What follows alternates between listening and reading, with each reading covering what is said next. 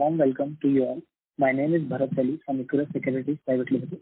We thank the management of Krishna Diagnostics for allowing us to host their 2Q FY22 results update call and first half FY22 on call. On behalf of the Equirus Securities, I would like to thank you all for participating in company's earnings conference call. On the call from Krishna's management, we have Mr. Rajendra Mutha, Chairman and Whole-time Director, Mr. Yash Mutha, Whole-time Director, and Mr. Pawan Daga, who is CFO at the organization.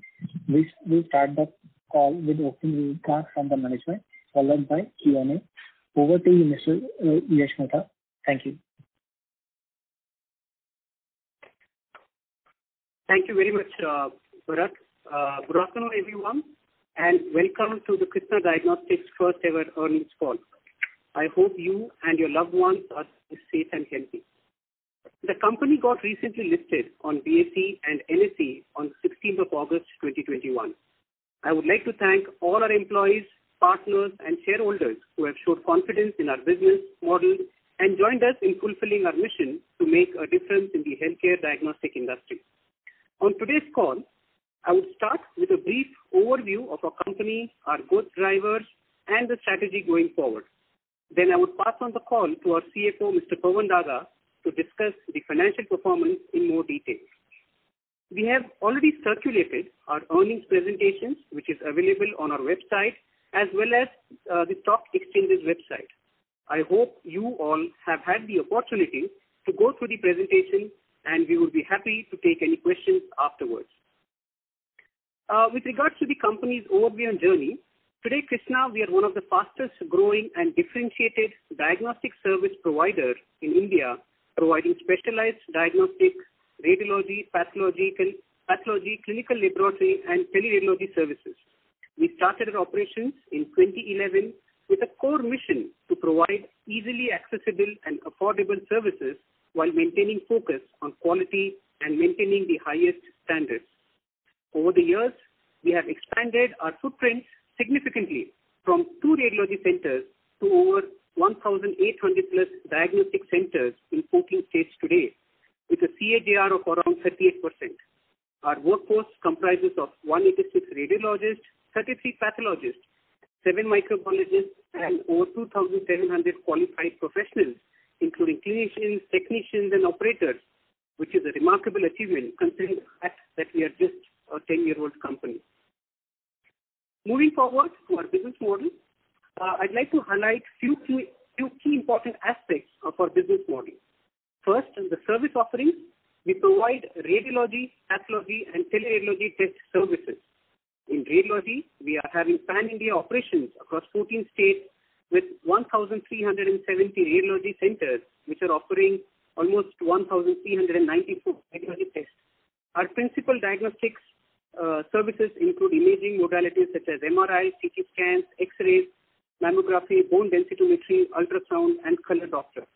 In pathology, all the key disciplines of the conventional as well as specialized lab services are part of our offerings, with almost 2,544 pathological tests provided through these 487 centers. Our teleradiology services, which we operate from Pune, which is also one of India's largest teleradiology reporting hubs. At this facility, we have almost more than 190 plus team of radiologists from India and abroad, which examines digital images and prepares these reports. This is a unique value proposition which addresses the shortage of full-time of doctors and staff in the diagnostic industry and considerably increases the turnaround time for the reports. In addition, it also allows us to serve patients in remote locations where diagnostic facilities are limited. The second and important dimension of our business model is the public-private partnerships. Today at Krishna, we have the largest presence in the diagnostics PPP segment. Diagnostic industry, as everyone knows, is highly underpenetrated in a large part of our country, and to address this gap, government engages with private partners to collaborate with public hospitals and expand the reach of essential diagnostic services. Krishna Diagnostics, with its highly quality and disruptive prices, has emerged as a preferred partner for public health agencies and currently has 1,797 dedicated centers under the PPP model. Various government health agencies provide space for setting up the diagnostics centers, and we need to invest and set up the equipment as per the contract requirements. These contracts typically range between 2 to 10 years, whereas most of the contracts are in the 10-year horizon.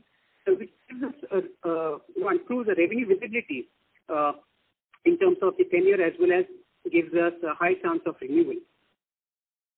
Along with this, and to an extent working capital management, we have been able to keep our receivables in the range of 7 to 90 days, and I'm happy to report that we have not incurred a single bad debt in our contracts till date.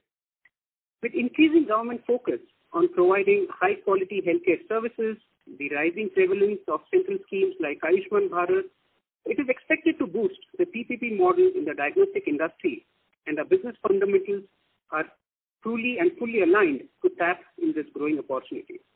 In addition to the PPP model, we also have strategic tie-ups with 26 private hospitals present across in the 2 states. In this model as well, we enter into a contract with private healthcare companies who provide us a space in their hospital, and we set up the radiology and pathology centers on a revenue sharing model. We've been very selective in our strategic tie-ups, and increasingly we have been receiving a lot more partnership queries and requests, which our teams are carefully evaluating, and we can expect good expansion in the coming years. Our competitive advantage lies in our clinical expertise, our IT-based infrastructure, and the disruptive pricing. Today, we employ the most advanced technologies with cloud-based support in our centers. Our focus is on providing patients with robust, evidence-based treatment in any part of the country. Most of the process equipment deployed are fully automated and require very limited manual intervention to provide these high-quality reports and an in-depth analysis. We offer quality diagnostic services at disruptive prices.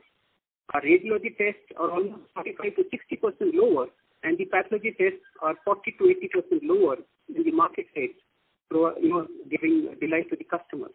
And despite these lower prices, the company has been able to deliver one of the highest operating margins in FY20 due to its efficient operating cost structure. I now take this opportunity to brief you about the strategic priorities. Today at Krsnaa Diagnostics, we follow a clear and big-point strategy to expand our business. We will continue to expand our geographic presence across India under the PPP model and the strategic tie-ups that we have with hospitals. We also look to enhance our capabilities in specialized diagnostics like molecular and genomics. Krsnaa is equally focusing on growing our digital footprint and leveraging AI, ML, and other such technologies. And at the same time, we are equally focused on improving our operational efficiency and profitability. In line with our growth strategy today, we have recently won 5 new public-private partnerships and private contracts, wherein we'll be installing 29 CT scanners and 8 MRI machines, which will be commissioned at the center soon. Overall, the Indian diagnostic industry is expected to grow at a CAGR of almost around approximately 15% for the next few years, which presents a huge opportunity size. The industry is expected to be supported by various fundamental growth drivers like the aging population, rising awareness for healthcare, penetration in rural areas, as well as increasing investment by both government and private players. I am confident of the ability and strength of Krsnaa Diagnostics business model, and the management team remains fully committed to grow its business and to remain fastest growing diagnostics company in India. I will now hand over the call to Mr. Pawan Daga, our Chief Financial Officer, to discuss the financial performance. Thank you. Yes, a very good afternoon. Good afternoon to all attendees. I will present a financial highlight for the half year ended September 21. Before we move to the recent performance, I would like to highlight that we are one of the fastest growing diagnostic service provider in India. Over financial year 2018 to 2021, company posted a revenue CAGR growth of 64% and strong growth in operating profit. Quality of our growth could be understood from the fact that the average operating EBITDA to cash flow conversion stood at 89% during the same period. In FY22 H1, the company registered a revenue of 241 crore. In H1 FY22, an increase of 19% on year-on-year basis from 203 crore in 21 H1. The revenue growth was supported by a growth in a core business, which is radiology and pathology. Together registered a revenue of 212 crores, an increase of 143% on year-on-year basis, from 87 crores and contributed 89% of a total revenue. The overall revenue growth was partly offset due to decline in the COVID revenue by around 75%. Total number of 7.81 million tests we conducted in first half year FY22, registering a significant increase of 104% on year-on-year basis, out of which a core business tests were 7.5 million, up by 120%, whereas the COVID tests were 0.66 million, up by 14%. It is a reflection that the core business, backed by a strong fundamental, to grow even with the normalize of a COVID situation. Operating EBITDA stood at 74%, a growth of 76% on year-on-year basis, and margin improving significantly to 31% as compared to 21% in H1 21. EBITDA margin improvement was by higher number of tests, increased contribution from core business, and stabilizing the cost of material consumed as the supply chain stabilized. We believe our differentiated business model will drive a growth and a profitability, as we are generally engaged in a long-term contract for maintaining a strong revenue visibility, and at the same time, since we are able to limit our rentals and incur lower marketing spend due to well-established network, we are able to optimize our cost structure, maintain healthy margins and the profitability. PAT, excluding CCPS gain, was 34 crores, a growth of 167% year-on-year basis from 13 crores in H1 FY21.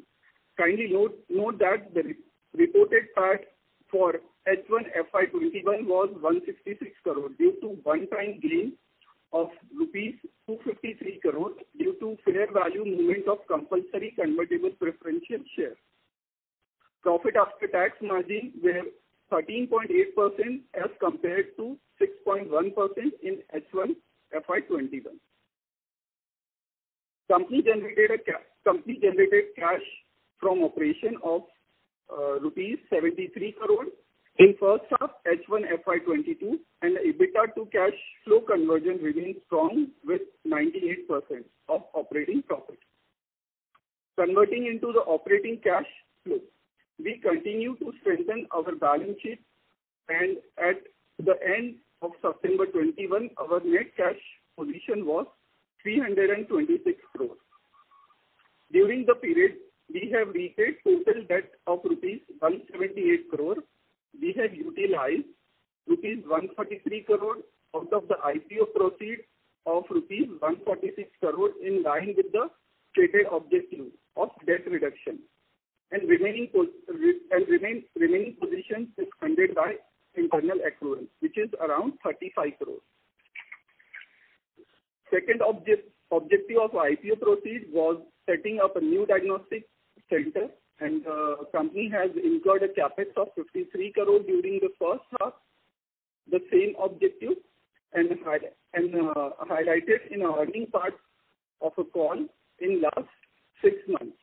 We have won 5 PPP and private contracts to commission 29 CT scanners and 8 MRI machines in Punjab, Himachal Pradesh, Karnataka, Maharashtra, and company is fully geared up for expansion.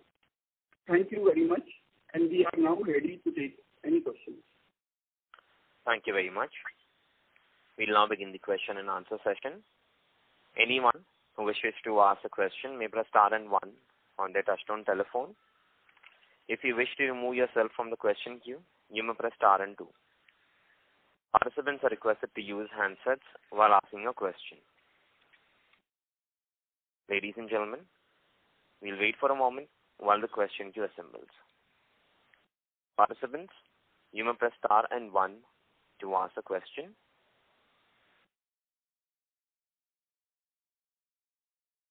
The first question is from the line of Rahul Veera from Abacus Asset Managers. Please go ahead.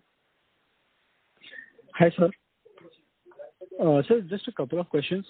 Since we are already sitting on cash plus the EBITDA that will accrue over the next couple of years, what is the total capex outlay now? So if you consider the cash that we have in the books currently comprises of the IPO proceeds, which are earmarked for the project that we've already won. And in terms of the internal accruals that we'll be generating, again, we are looking at various opportunities, both in terms of PPP projects or expanding our presence. So we could utilize the internal accruals for such expansion. And the capex that we typically look at, from a horizon perspective, would be anywhere between 100 to 200 crores, invest annually. Okay. Fair point. So till FY23, we have enough cash balance for the growth opportunities that we can see. Okay. Yes. And sir, are we seeing any incremental pressure on the chemicals or agents on the pricing front? Like, are we expecting the EBITDA margins and everything to continue at 30% now over the next 2 years? Yes. We certainly see no pressure in the pricing of our reagents and consumables, and we will be able to maintain the EBITDA levels. In fact, along with incremental revenue, we'll also be able to additional revenues will also help improve the EBITDA margins, and that is what we expect in the subsequent quarters. Sure. Sir, and can you just throw some highlight of why would the company secretary immediately after the IPO move out of the firm, sir? Yes. So the earlier company secretary, she had certain health problems, and this is why she decided to quit. And we've got Nikhil Deshpande, who's a very senior and experienced gentleman, comes with a strong experience of working in listed companies. So that is the reason why we have to replace. Sure. Fair point, sir. Thank you so much. Thank you. Thank you. The next question is from the line of Pritesh Chheda from Lucky Investment Managers. Please go ahead. Sir, if you could tell us what will be the total network expansion that you will have in 22, 23 and 24?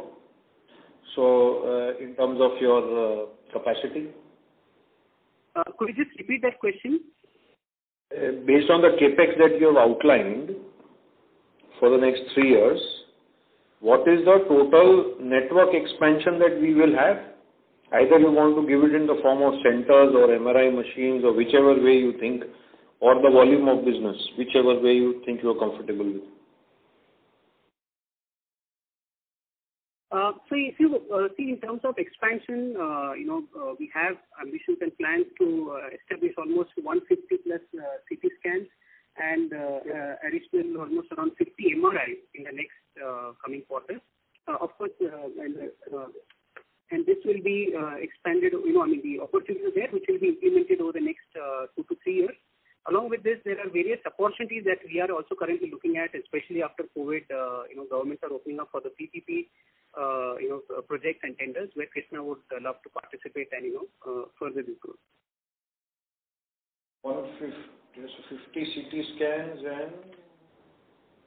and how many X-rays, or let's put it this way, sir, how many centers are, so this 200 crore capex means what kind of business volume addition? Okay. So if you're considering this 200 crores, first of all, from the IPO proceeds, we have earmarked almost close to 150 odd crores, which will be deployed for these various projects that we've already won.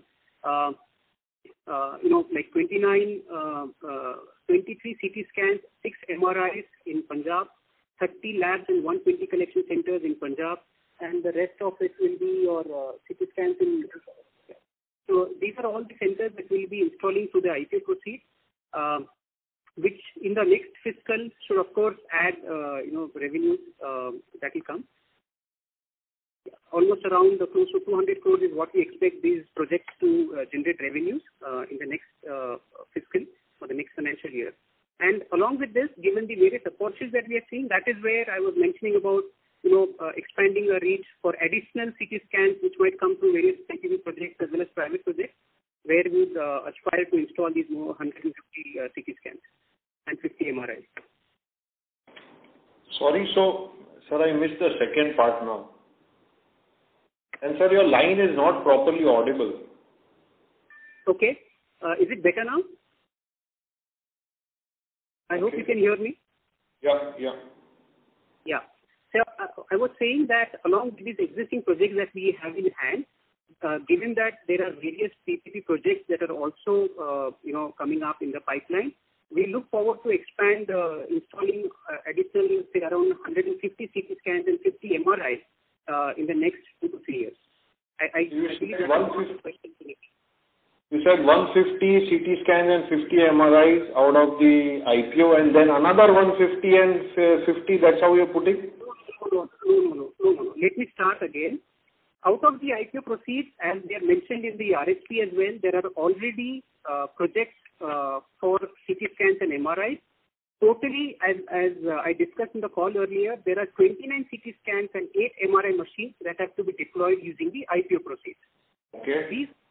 This, along with the lab project that we won, they should contribute around 200 crores of revenue in the next fiscal based on the deployment of these centers. If you ask us from a... That is 29 CT and 8 MRI, right? Yes. Okay. That is the 200 crore capex, right? Yeah, so 29 CT scans, 8 MRIs and the pathology business. Okay. And then you mentioned something like 150 scans and 50 MRIs.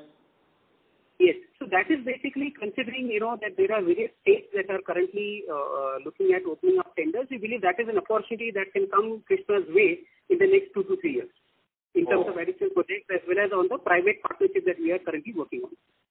This was clear, sir. Okay. And sir, just second and the last question actually.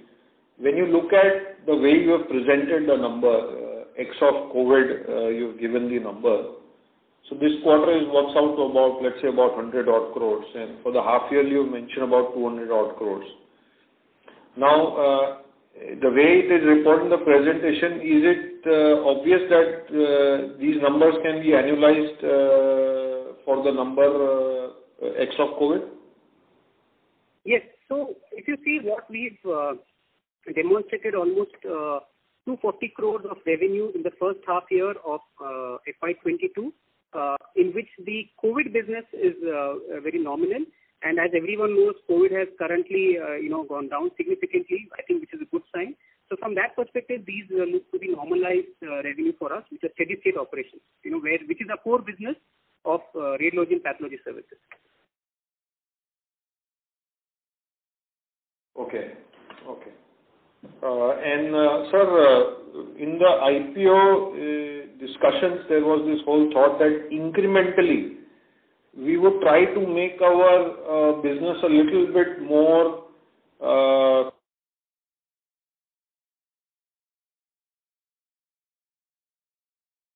Hello?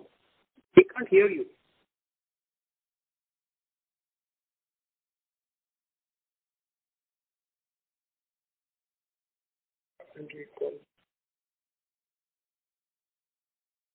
Hello, can anyone else hear us? Sir, can you hear me? Yeah, we can hear you. So the line for the participant dropped. We move on to the next participant. Sure. The next question is from the line of Nitin Agarwal from DAM Capital. Please go ahead. Hi, thanks for taking my question. Yash, you mentioned about the incremental PPP opportunities opening up post-COVID. Can you give us a sense of qualitatively what kind of opportunities are opening up versus what was the situation prior to the COVID? Because our expansion that you outlined now is more than literally doubling what you already have by way of capacity.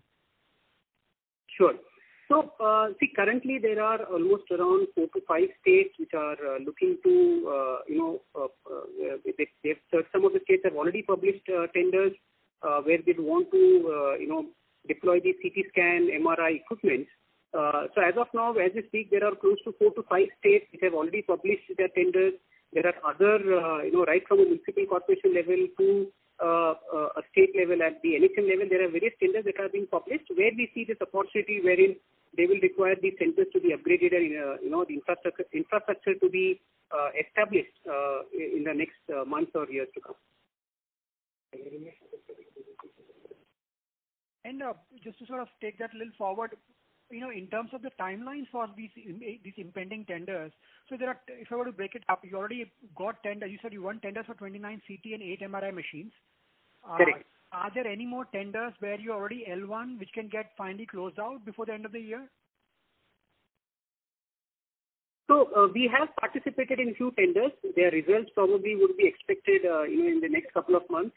So we hope to see, and given a strike ratio, we might be winning those tenders as well.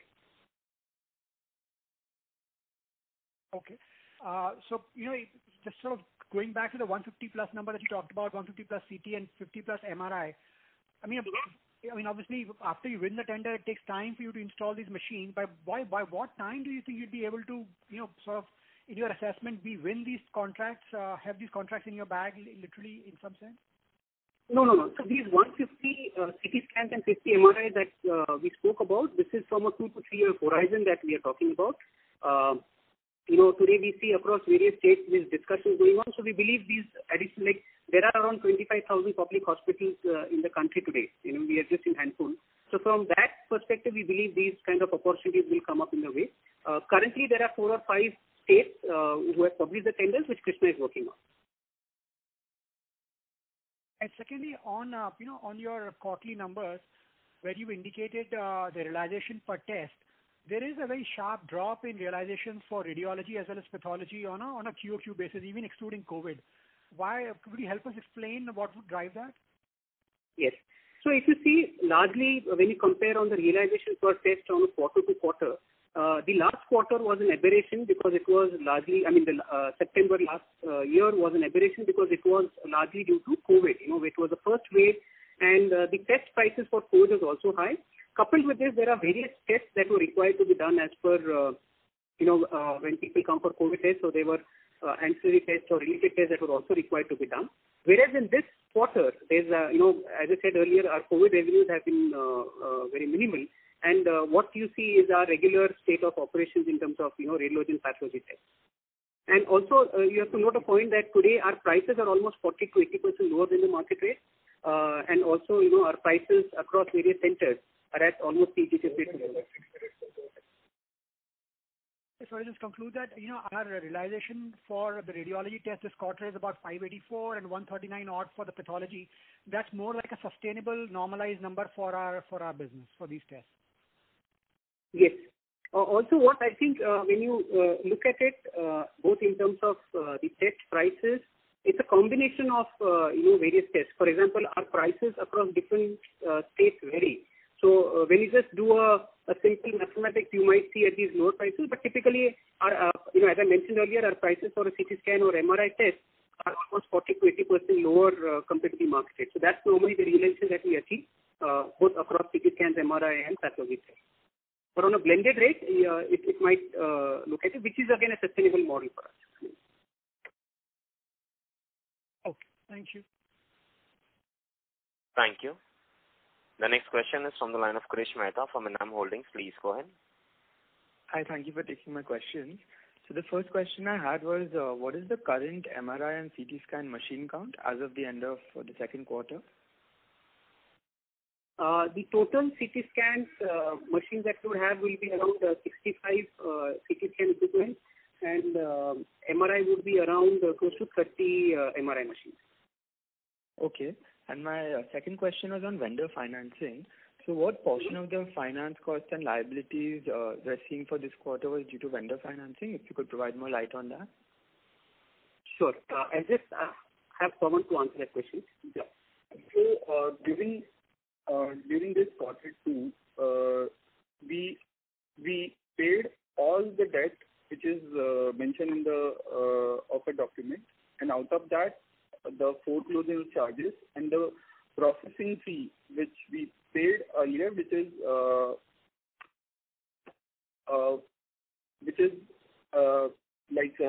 expense out during this quarter. So that's why in the quarter 2, we can see an incremental finance cost, which is a one time, and over a period, the finance cost will be, I think that's, yeah. I'm sorry, if you could just repeat the question. No, my question was on vendor financing. So I wanted to know what portion of the finance costs and liabilities are attributable to vendor financing.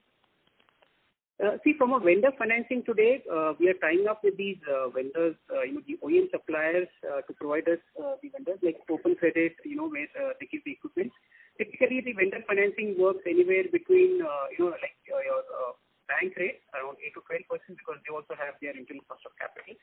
But we are working on this, how we could, further leverage our relationships and increase the portion of vendor financing. So do we have any of these partnerships existing?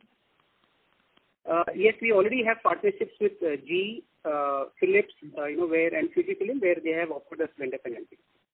Okay, and could you just provide some light on the number for that in terms of what the finance cost portion is attributable to just this vendor financing? Could you just repeat that question? Could you give us like a ballpark number on what this vendor financing number would be like in your finance costs? So currently we have, in terms of the limits, if you are asking, the limits that we have earmarked for the vendor financing is in the range of around 80 to 100 crores, where these OEM vendors have given us this line of credit, which we can utilize. Of course, when we look at our expansion plans, we will be looking at a combination of such vendor financing, a combination of debt and our existing equity to decide how we go ahead with expansion plans. Okay, thank you. Thank you. The next question is from the line of Bhaumik from Aditya Birla. Please go ahead. Yeah, hi. Thanks for the opportunity. Couple of questions. One is, when you say there is a potential 200 crores of revenue that would come in FY23 from the recently won 5 contracts. So what's the kind of capex on these 5 contracts that we are talking of? And did I get the number right of 200 crores expected revenue from these 5 contracts in FY23? Correct. So that is what, once these centers are fully operational, we expect these additional centers to generate almost close to 200 crores of annualized revenue. I missed out the part of your question. If you could repeat that, please. So what's the kind of capex that would be required for these 5 contracts? So currently we have earmarked almost close to 150 crores of capex for this project. Okay, so 150 crores odd can generate about 200 crores of revenue. Correct, which is like the first year revenues. Of course, as the business grows and volumes grow, and then it ramps up. Yeah, sure. And secondly, when you're talking of a medium-term opportunity of 150 city and 50 MRI, so from a capital allocation standpoint, how are you guys looking at it? Obviously the opportunity could be big, but that would also entail a large capex number as well, right? So how are you looking at the entire piece? Would you restrict yourself to a certain amount of capex per annum, or how do all these things add up for you? See, this opportunity that we discussed about today, both in terms of expansion, if you see, a combination of our internal accruals, vendor financing, and if required a debt, the overall cost of the investment is overlooked. That we believe will be help us to expand and encash these or leverage these opportunities that will come along the way. Typically, as a ballpark, we normally look to invest around 100 to 200 crores. That's been our trend as well in investing in these various opportunities or centers that will come in the near future. Yeah, I got that actually from the initial part, but could that number of 100 to 200 crores accelerate given the opportunities that are coming up? Yeah, I actually wanted to understand that a bit more. Could you when you're talking of 150 cities, so what I'm trying to understand is that, while I understand that, you are talking of 100 to 200 crores of capex per annum, could that number accelerate over the next 2-3 years in terms of the capex amount being larger given the opportunities that are coming up? And how does that sort of have an impact overall, on the metrics like ROCE and free cash flows and so on and so forth? Yes. See, as I said, these are opportunities that we believe will come our way, number one. Number two, in terms of the investments plan, and today, Krishna, if you see from a company standpoint, the amount of internal accruals that will be generating, it's close to 100 crores plus that we will be generating on an annualized basis today. That, along with a combination of vendor financing and our equity, I think that should give us a good leverage to go and expand. I don't see that should be impacting our cash flows, because again, as we invest in these centers, they will be generating additional revenues, which again goes into the cycle of creating additional internal accruals. And again, given our past experience of establishing our centers in so many states, I think we'll be putting our experience to test there and see how we can again leverage these opportunities. Sure. So just to round it up, so this 65 city and 30 MRI, say over the next 2-3 years, what should that number look like?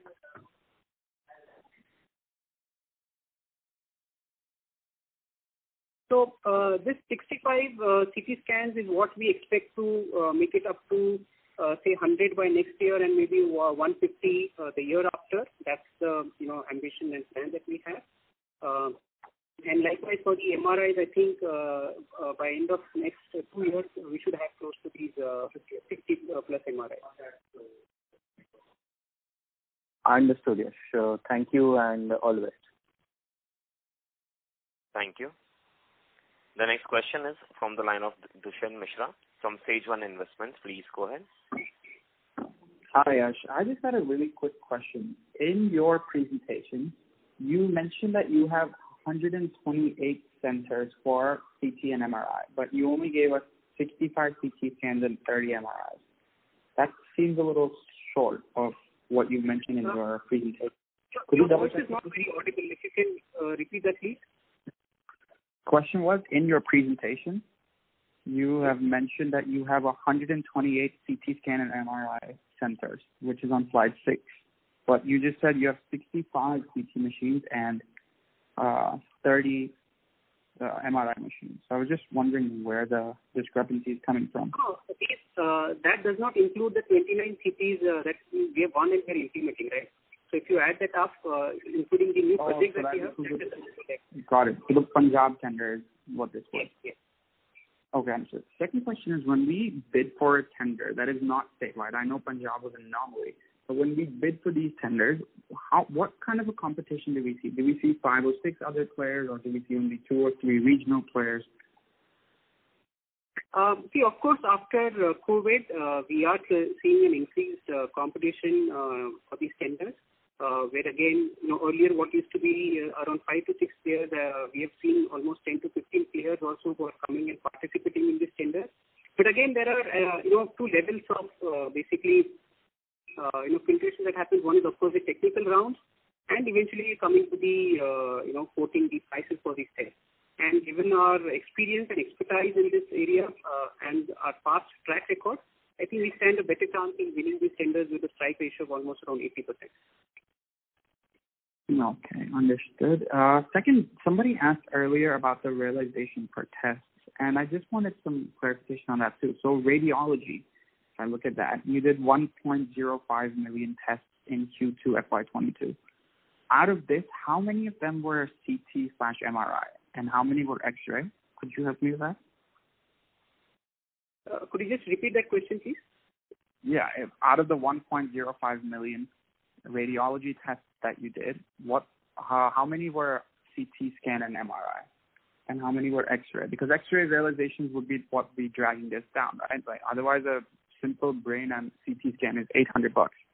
I'm assuming that's what's dragging down the realization of this radiology test. Correct. So just bear with me a moment. I think the overall CT scans and MRI tests should be in the range of around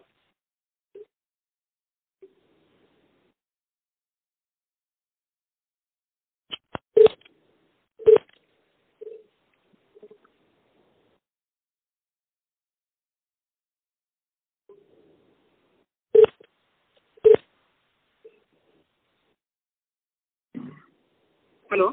Yes, sir. We can hear you. Yeah. Can you hear us? Yes, sir. We can hear you. Yeah, I'm sorry. I think we would have, it would be close to almost around 1.5 lakh CT scan and MRI tests that would have done.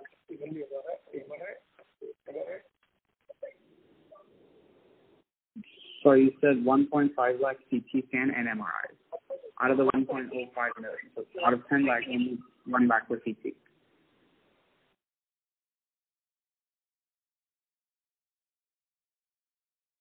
We would have done around 1,81,000 CT scans and around 62,000 MRIs in this quarter in September 2020. X-ray would be around 8 lakh tests.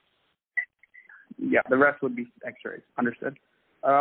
Next question was on our machines that we buy from GE and Wipro. Compared to some of these regional guys that you might be competing with in these tenders, how much cheaper are these machines for us? A CT scan machine, let's say only 16 slides. If we're paying 1.5 crores, what is somebody who's a regional guy who only buys maybe one machine in several years paying? So when you compare us versus these local regionalized players, the price variation between what Krsnaa gets versus what others would get, again, it depends case to case basis, but on an average, it will at least be around 15% lower compared to the others. 15% cheaper, you said? Yeah, 15% lower. Again, a combination of even the CFC cost we get negotiated better, given we have a large fleet of these CT scan and MRI equipment. So that also further brings down the cost, maintaining these assets. Understood. So that's a 15% lower tender amount we can pitch right off the bat. Correct. Other than anybody else, right? Compared to others. Okay. And just one quick question. So you said you have about 2,000 plus employees, including operators, technicians, and lab assistants? Yes. But then why is your employee cost this low? Or are those not permanent employees and on contractual basis? So there are two facts of this. One is, of course, our employee base largely comprises of, these technicians and support staff across these 14 states that we operate out of, and the balance is in the head office. So part of these employees are also on off payroll, but if I have to just give you a very, generic answer, most of these staff are in the lower salary range, as a result of which our cost of employees is also lower. I'm sorry, could you repeat that? I lost you there at the end. So your question was why our employee cost is lower, right? Yeah, it's extremely low. Yes.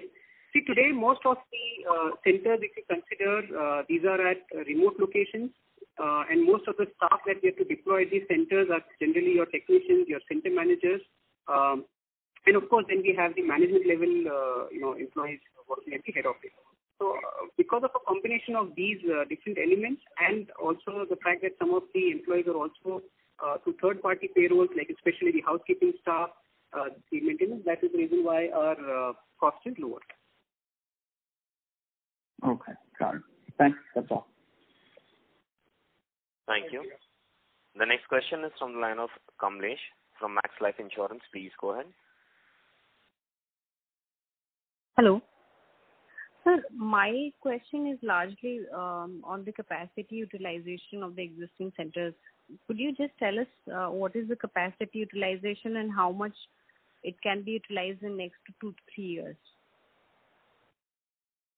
So if you see currently the capacity utilization normally CT scan and MRIs is in the range of 40%. There is a certain theoretical capacity, but again, given these volumes, it's at 40%, and we have scope to improve the utilization ahead as well. And what about CT scan? For CT and MRI, it's at around 40% utilization. Overall. Okay. Fair enough. And next 2 to 3 years, it could be how much? Sorry, could you just repeat that question?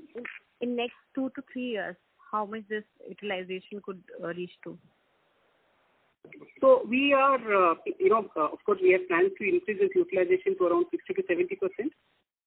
Mm-hmm. Which again would probably be, one of the good utilization across the industry. Understood. So my question is, if we were to take first half, top line around 240 crore, and of course some part of it is of COVID. Even if I reduce that in the second half on the current run rate, it's 200 plus 240, around 450 approximately the top line of this year. And we're talking about Punjab, where we're investing approximately the 200 crores of IPO proceeds can fetch us top line of 200 crores, if I understand right. So 450 plus 200 is 650, and then we're talking about the utilization also improving of the existing centers. That itself is going to contribute, and plus we're talking about some of the additional capex in the MRI machines, because I see there is some gap in the next year and MRI machine, which is talking about 50, and 30 is already the existing capacity, plus 8 MRI machines in Punjab, and 12 I guess would be in some other states, maybe Himachal Pradesh and others. So effectively, is it fair to assume that put together all of that could fetch us approximately 700 crore of top line at least in FY23? And this is just a rough estimate. I'm just trying to figure out, is my calculation adding up to the right number? Yeah. So, I think like the back of the envelope calculation that you've done, I think this is would be fair to assume that this is the kind of revenue we would expect in FY23 after all these Punjab, Maharashtra, Karnataka, and the other centers are implemented.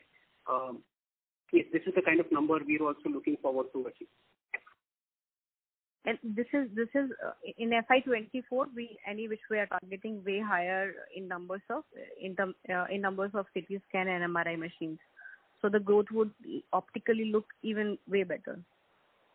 Is my understanding better? Could you repeat that sentence again? I'm saying FY24, the numbers of MRI and CT scans, the number which you've given by FY24 is even higher. So by that rule, FY24 effectively should be even higher growth. So the MRI number that you're referring to, these are the number of equipment that will be installed? Yes. MRI and CT scan. Yes. So, the number that I said, FY23 is based on a certain assumptions with the number of equipment that we plan to install. And of course, based on additional opportunities that will come along with, our the center also maturing, of course, we see growth in FY24 as well. Fair enough. And sir, with respect to the new, centers, I am talking about Punjab first. When is it going to commercialize, and what kind of returns one should expect from the new project? So Punjab we expect to operationalize from the next year fiscal, Q4 of this year, and Q1 of FY23 is where we expect the Punjab to ramp up and operationalize.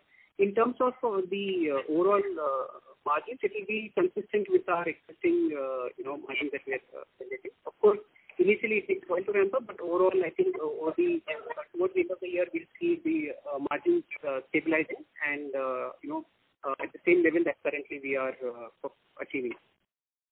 And we're expecting the similar level of margins to be achieved within a year span from Punjab. Is my understanding right?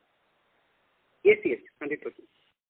Okay, and I remember initially we were talking about Q3 for the Punjab, operations. Could you help us understand the reason of delay? For this could you just repeat that question? For Punjab, earlier the understanding was that Punjab would get commercialized or the operations would start coming from the Q3. Now we are giving a timeline of Q4. So, what is the reason of delay? If you could just help us understand. So the reason normally is because there are various operational getting the centers ready from the site getting ready. Whatever we've committed in the RHP, we are trying to achieve that. I was just saying the revenues, the implementation will happen by Q3 and the revenues will come from Q4 of this year, and the full scale operations will begin from the next fiscal year. Understood. And my last question would be in terms of overall, payment timeline for PPP. Is government taking any initiative to bring it down, or or anything of that sort in terms of further enhancing the fund allocation to the diagnostic services? See, I think overall, government has taken various initiatives to strengthen the healthcare infrastructure in the country. If you see from a policy level, there is a free diagnostic scheme, there is an essential diagnostics list, there is Atmanirbhar Abhiyan. So I think government is looking at this. Again, in the Punjab tender, we spoke about government is establishing an ESCO account.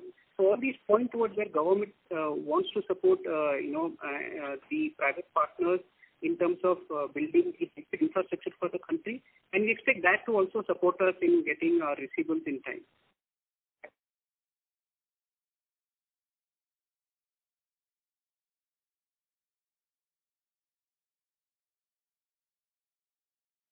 Ma'am, do you have any follow-up question? Due to no response, we move on to the next participant. The next question is from the line of Anmol Ganju from JM Financial Service. Please go ahead. Yeah, hi. Thanks for taking my question. My first question is straightforward. If you look at the headline variables, right, radiology versus pathology, COVID, non-COVID, EBITDA margins, how representative is 2Q FY22 in terms of where the overall business stands? This is assuming that, obviously not a lot of new greenfield initiatives and what is the impact they'll have. But if you look at the second quarter headline numbers, how representative is it of the steady state business?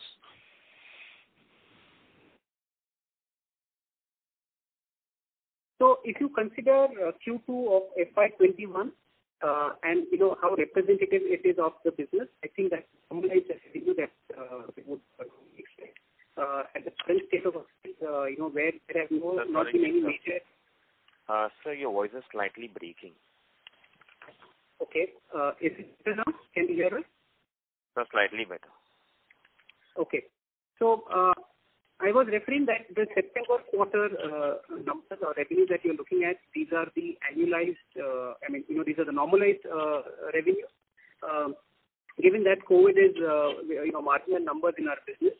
And we expect this to continue. Also, the fact that the revenues do not include any new centers that we had implemented in the last couple of months. So, in our opinion, these are our normalized revenues, and as additional centers get implemented, that will further improve the revenues and the profitability as well.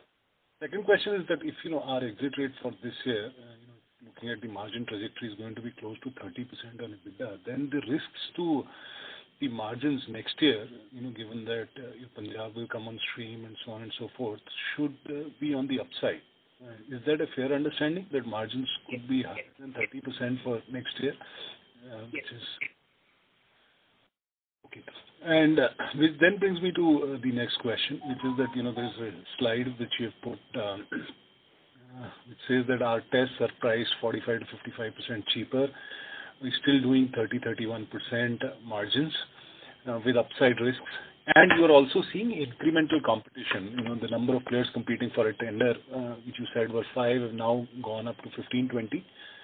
So two questions on that. One is that what is the nature of these incremental 10 players which you're seeing in competition? And second, is there room for significant downward pricing revision, therefore, given that at reasonable discounts to the market, also we are pretty healthy on EBITDA margins?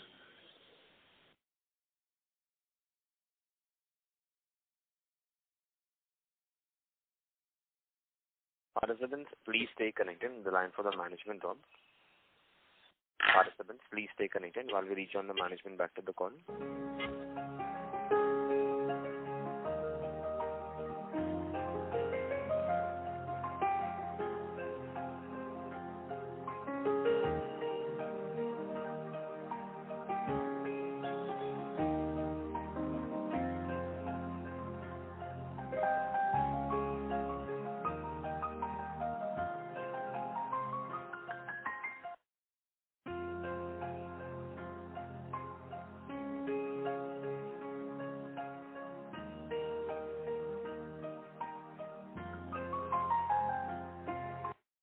Ladies and gentlemen, thank you for your patience. We have the line for the management reconnected.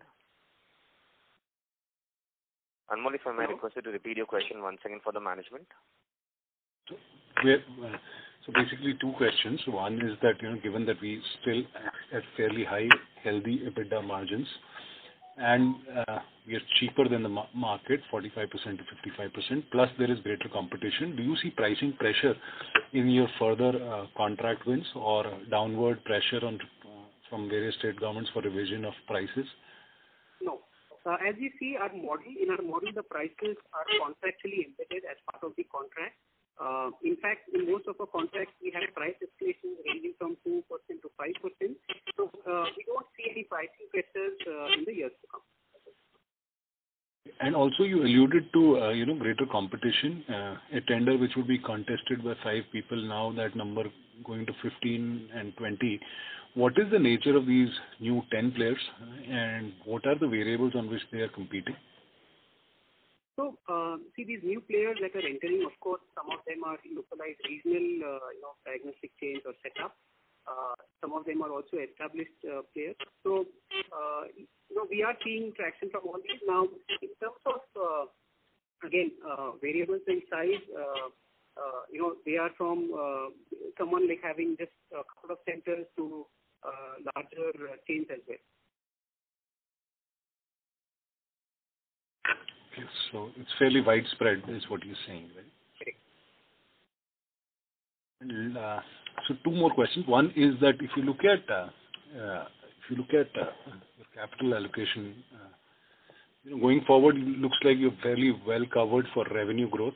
The number that you kind of thought the maths adds up to is fairly impressive. And we're going to incur around 150 crores for Punjab. Organizationally, the focus for next 12 to 18 months is going to be to consolidate or try to win further tenders to kind of up this number, because then in that case there will be implications for the balance sheet. If you could just outline, for next 12 to 18 months from a capex and returns standpoint, how are you guys thinking about getting the organization? Is it about delivering on whatever is existing or focusing on trying to win the new business? Because I would tend to think that that our hands are pretty full at this point in time. If you see from a strategy perspective, today, of course, our priority would be to establish the centers that we want. Given that these are centers and some big projects, so the priority would be establishing these centers. Having said that, if you see Krsnaa's track record, we have been able to bid for projects, win them, and successfully implement and install these projects and delivering them. So, while looking at these new opportunities that will come our way, we will continue that trend. But yes, priority-wise is getting these centers up and running and activating them at the earliest. Lastly, how do you want us to think about depreciation on a full year basis and also the quarterly variation? How should we be thinking about depreciation on a full year basis and then how to break it quarterly? Could you just repeat that question? How do you guys want us to think about depreciation next year? So typically the asset life normally on the radiology side is around 13 to 15 years, and pathology varies. So this will again depend on at what time the investments these people are getting up and running. Initially, whenever the centers are getting installed, and some of these are essential services, so equipment also have accelerated depreciation. So of course, it will depend on when the investment happens, when the centers get up and running. It will be difficult to give us an average impact, but I think it all ties up to the various projects that we have in hand in the installation plan. So basically, it would mean there shouldn't be significant quarterly variations, right? No, of course not. Thank you. That's it from my side. Thank you. The next question is from the line of Anubhav Sahu from 3M Global Research. Please go ahead. Hello. Thanks for the opportunity. Couple of questions. So first question is regarding the the timeline of 5 PPP contracts. So one you mentioned for Punjab, I think it will commercialize by Q4, and for the rest of the contracts, you can just mention what timeline you're looking at for the operationalization of those contracts. So, for the balance of the contracts, some of the centers, the machines have already been implemented.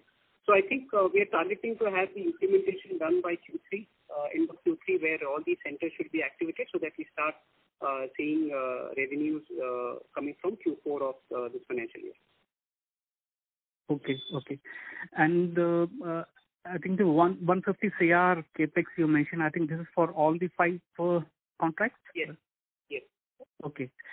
So going forward also, I think 150 to 200, I think you mentioned as the capex intensity for the coming years, right? Is the right understanding? Could you just repeat that question? I think somewhere you mentioned, I think the capex intensity for the coming years, you're looking in the range of 150 to 200 CR for the coming years. Plan that we have given the opportunity that we believe will come our way. So that would be the rate of the capex that might happen in the subsequent years. Okay.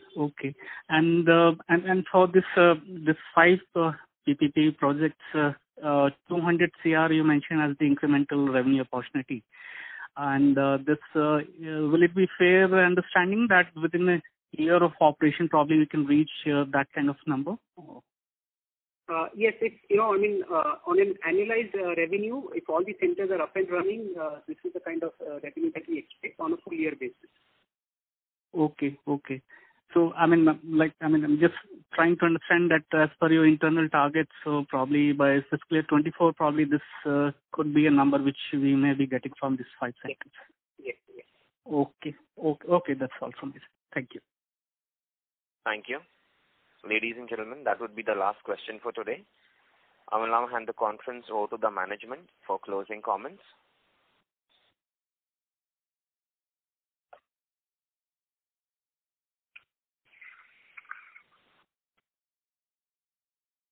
So, thank you everyone. Hello? Can you hear us? Go ahead. Yes, sir, go ahead. Yeah. Thank you everyone for joining for our H1 FY22 earnings call. We are certainly excited to start our journey as a listed company and look forward to having more such interactions going forward.